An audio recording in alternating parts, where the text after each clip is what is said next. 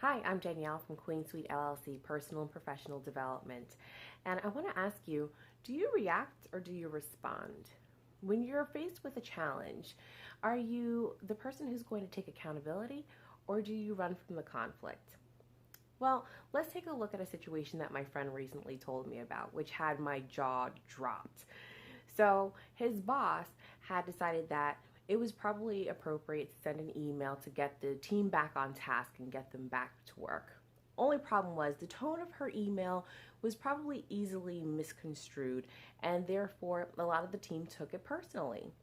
So as they started to kind of talk to each other about it and complain a little bit about the tone of the message, she caught wind of it and she decided to take it another step further and call the entire team into the conference room, slam the door, and ask them, if you have something to say, why don't you say it now?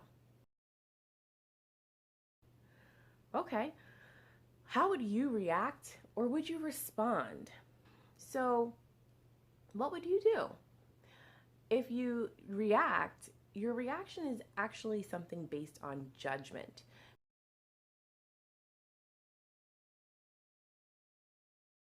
So now you're taking the message and you're running it through a series of filters in your brain.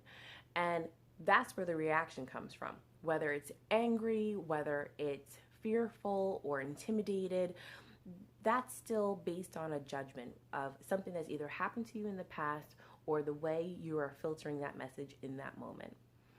But there's another way you can look at it. You can respond.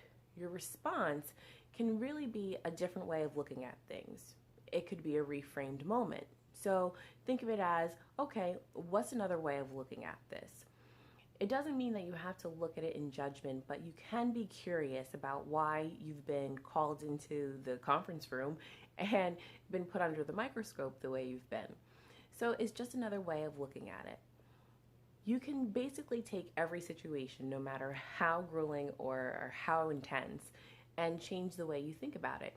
If you change the way you think, ultimately you can change the way you believe this situation is being perceived in your mind. If you change your beliefs, you can often change the way you respond because you've changed your attitude about it.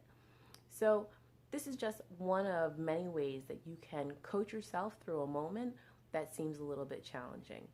So I hope the next time that you're put in a difficult situation where the door is slammed and you're on the spot, that you choose to respond rather than to react.